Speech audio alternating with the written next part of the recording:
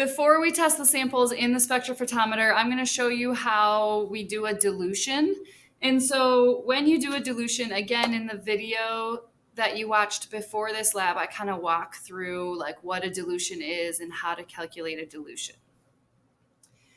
So here you see I have a whole bunch of dilutions. I have all of the dilutions that they ask for in step 3 in the pre-lab. The only one that's not made yet is the 6-4. So 6 milliliters of stock, 4 milliliters of water. And so when I do a dilution, I'm going to measure all of these things out using a graduated cylinder, because a beaker is a bad measuring device. A graduated cylinder is a good measuring device. So I want 6 milliliters of our stock solution.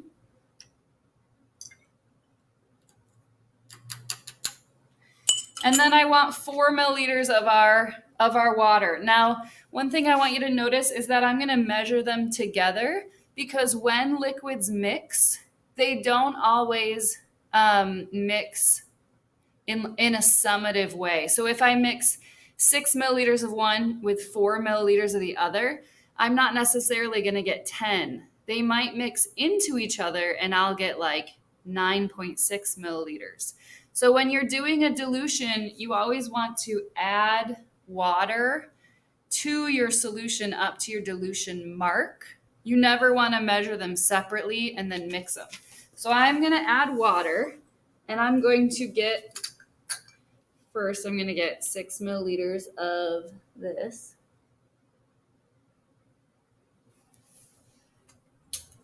Now I'm going to add water up to 10.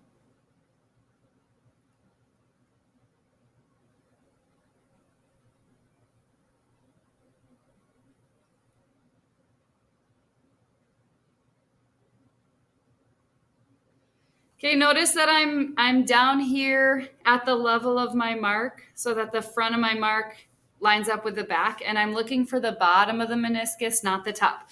So now I have 10 milliliters of solution, but the thing is, graduated cylinders are really great for measuring. They're really bad at mixing. So if you could see this color, you'll see that it's kind of dark down here and light up here. So this is not mixed well. Whenever you want to mix something, you always want to use either an Erlenmeyer flask or a beaker. So I'm just going to take my diluted sample, pour it into something that's good for mixing, and now I can pour it out of here and into my cuvette.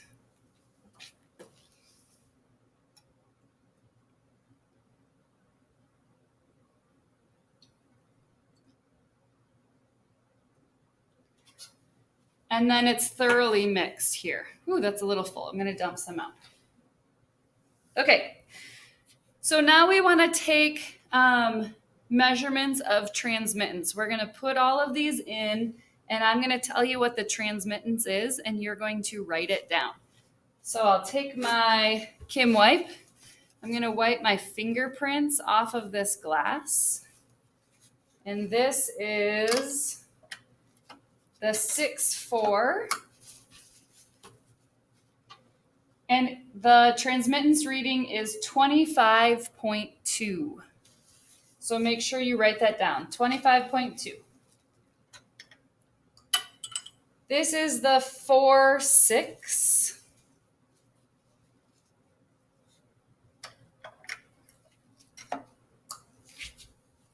Transmittance reading is 38.0. 38.0. Okay, this is the 3-7. 3 stock, 7 water. Transmittance reading is 47.9. 47.9. Here's the 2-8, 2 stock, 8 water.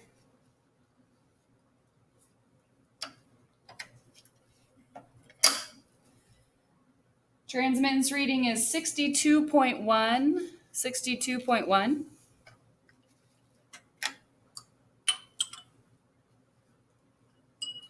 And then this is the 1,9, so 1 milliliter of stock, and the reading is 76.8 for transmittance. 76.8.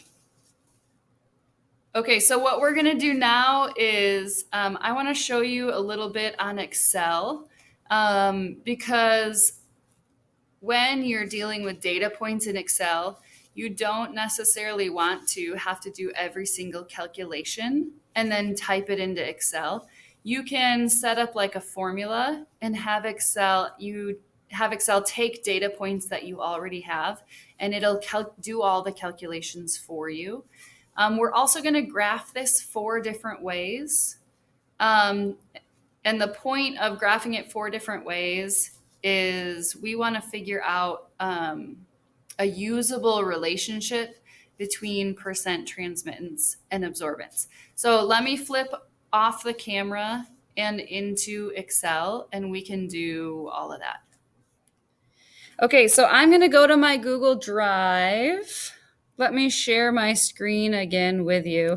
And I'm going to open a Google Sheets. I want you guys to do the same thing. We're all going to learn how to do Excel together. So go ahead and open a new Google Sheet for me.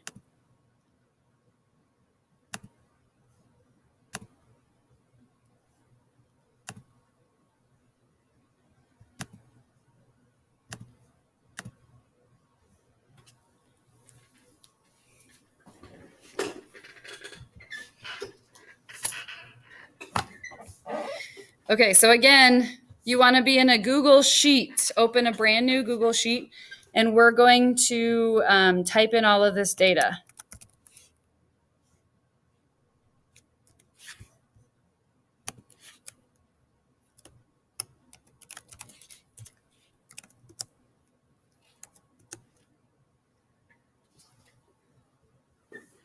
Where's my lab book?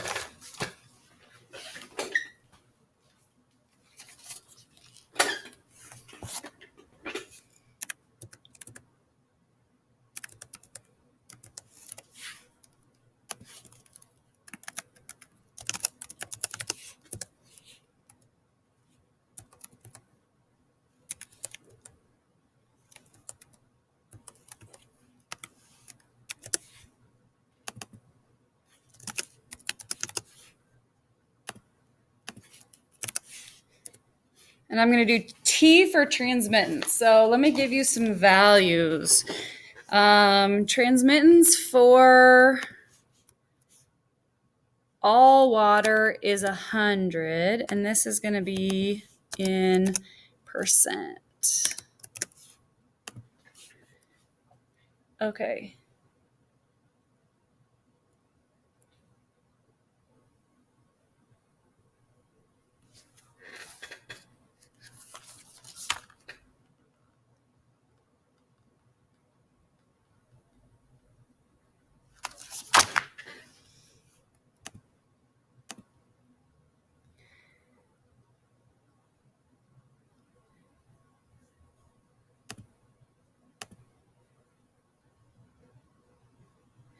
Okay, 25.2, 38.0.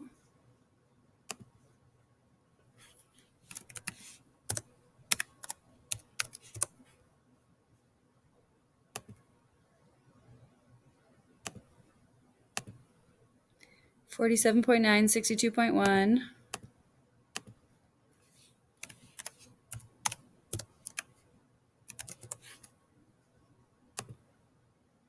$76.8.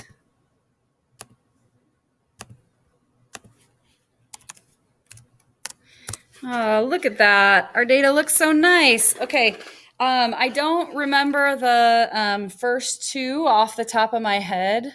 But like I said, those 2 are in the video, and we can go back and figure those out. Okay, so in your lab book, notice it has a couple things in here that you want to go calculate. You want to go calculate molar concentration, and I show you how to do that in the video from this morning.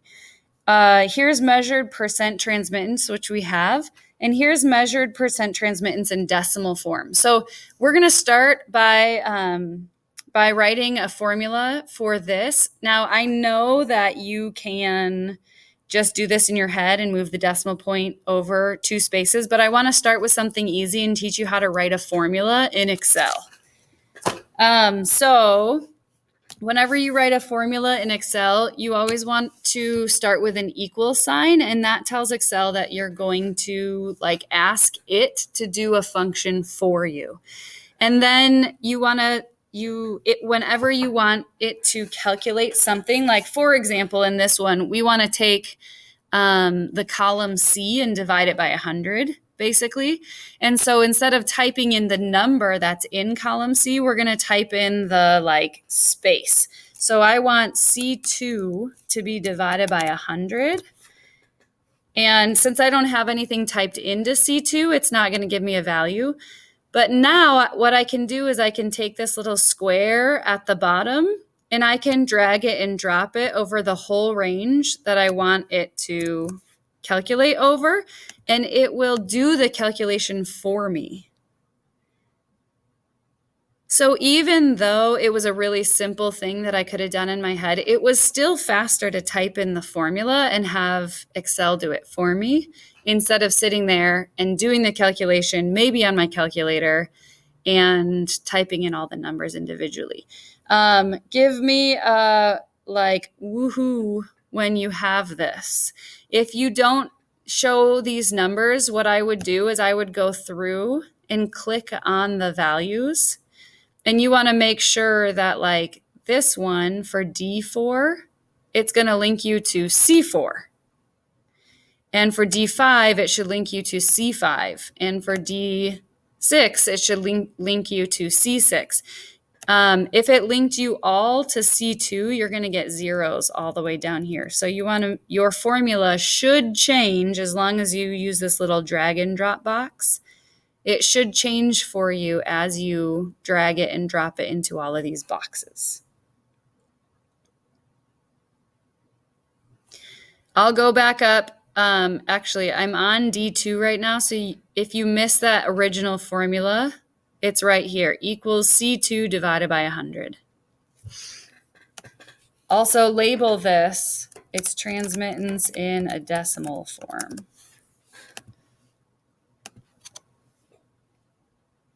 Okay, I'll do it again. So I'll clear these boxes. Okay, I'm always going to start every single equation with an equal sign. And then instead of typing in the number that's in the C2 box, I'm literally typing C2. That way it links it to the cell.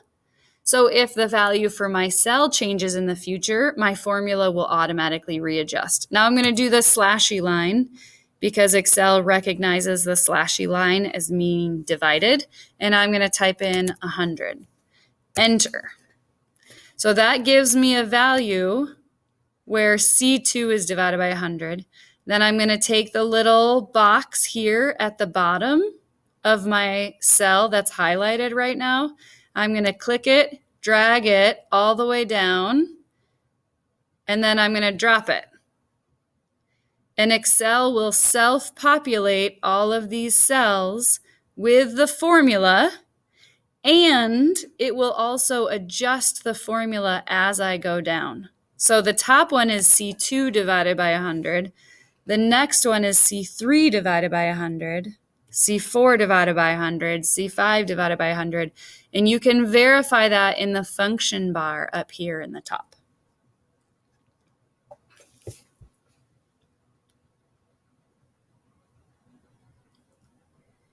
So, Callie, you shouldn't have values in the box to begin with. If you are dragging your box over cells you already have values in, you don't want to do that. You want to drag and drop the box over blank cells. Otherwise, you're going to rewrite your cells with value. You're going to rewrite it with what you're dragging and dropping over. So you want to do this in the D column. I have my values in the C column. You want to do this in the D column. Welcome to Excel. It's really cool. It's a really awesome tool, but it's a learning curve too.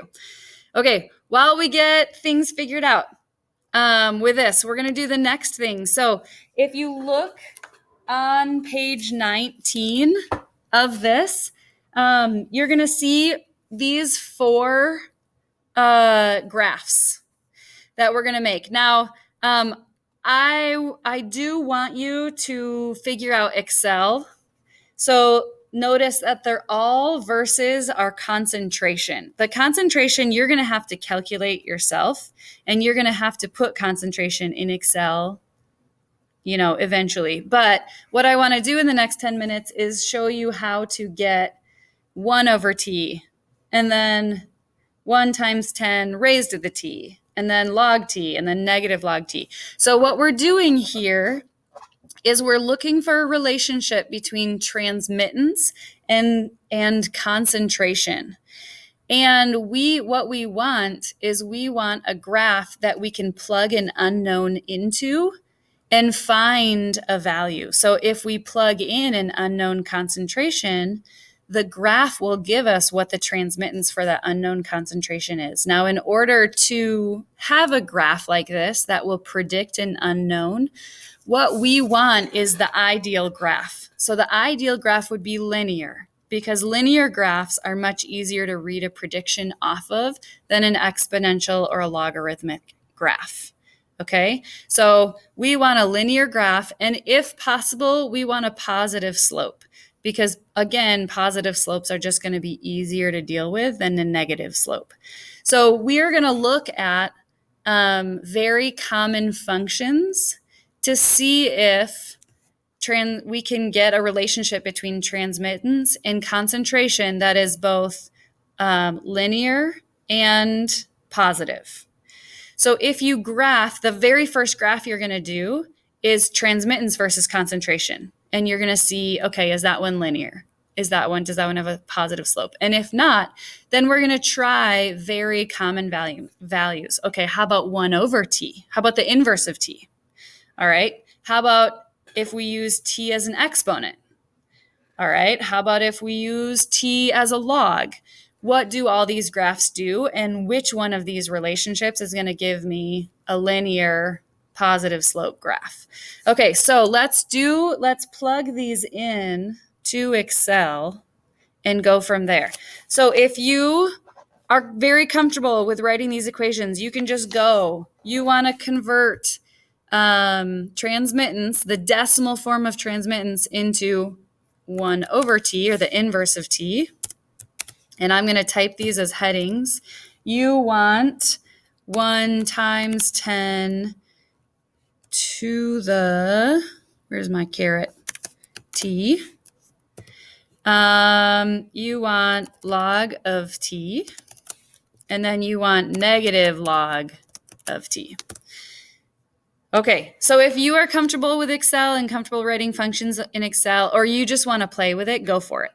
If you are not comfortable, then let's do this together.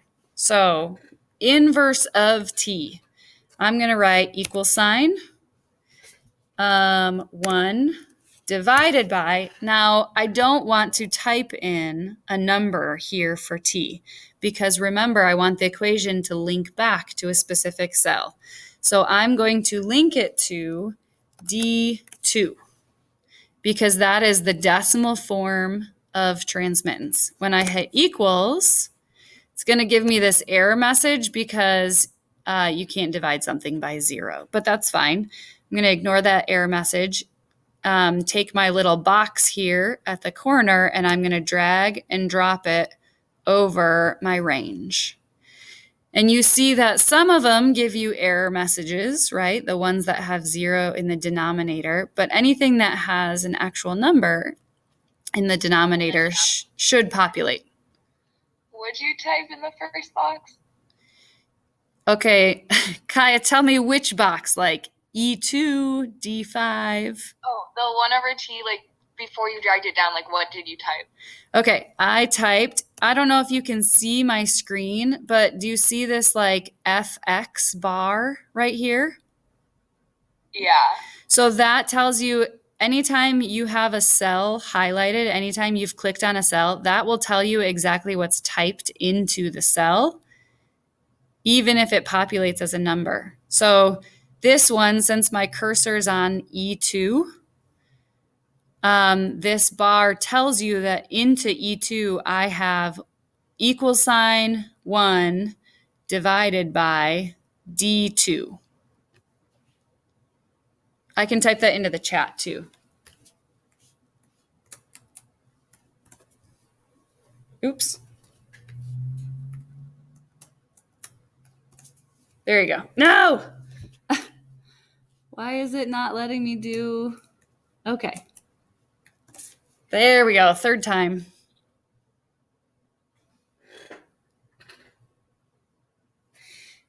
So Lainey's asking if I want you to write them in your lab notebook as well. Nope, I do not. If you have it on Excel and you want it in your lab notebook, what you do is you print out your data sheet for Excel and you tape it into your lab notebook. Anytime you type something, don't also write it. We want good uses of time. Okay, the other one is, the next one's going to be a little bit trickier because I don't know if I can just flat out type this or if I need to find a function. So I'm going to ignore the 1 times because 1 times anything is just the same, right? So 1 times 10 is the same thing as writing 10. And since the 1 and the 10 are never going to change in my spreadsheet, I don't really need both of them.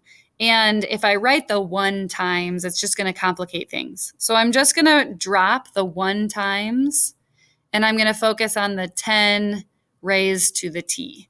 So I start with an =, and let's just type it and see what happens. 10 caret D2. Oh, it worked. All right.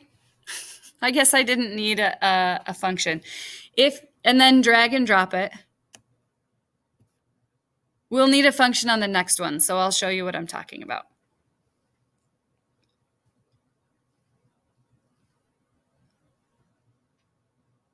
Any questions on that one, on the F column?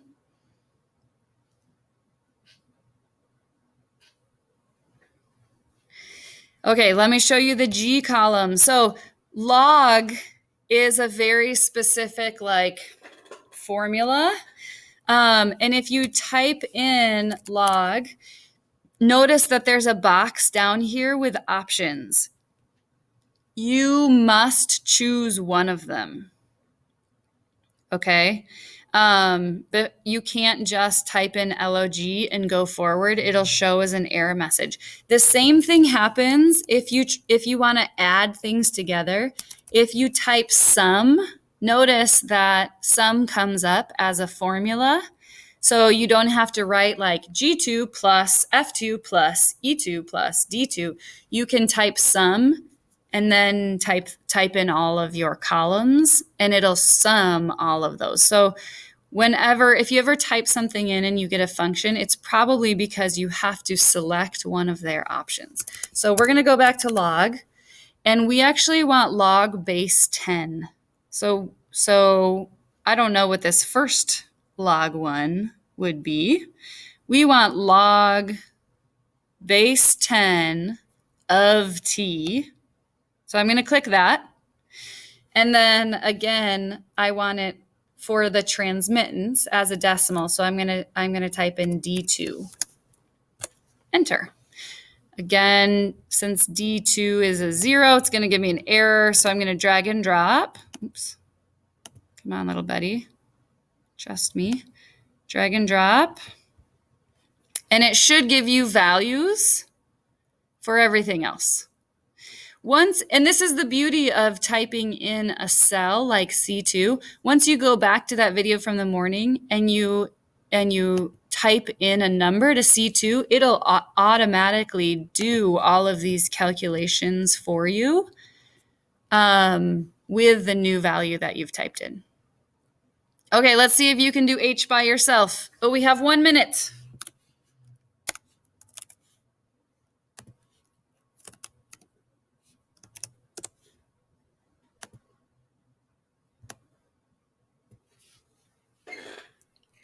All right. Okay, so your homework tonight is not to do the graph because you need to get through your dilution calculations before we can actually use your dilution calculations to make a graph. So your homework tonight is just do the dilution calculations. So go watch the video.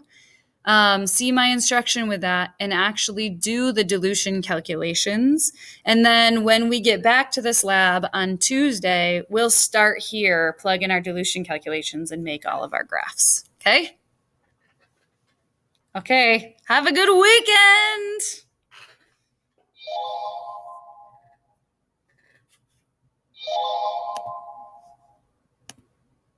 Can I ask a quick question? Yeah. Yeah.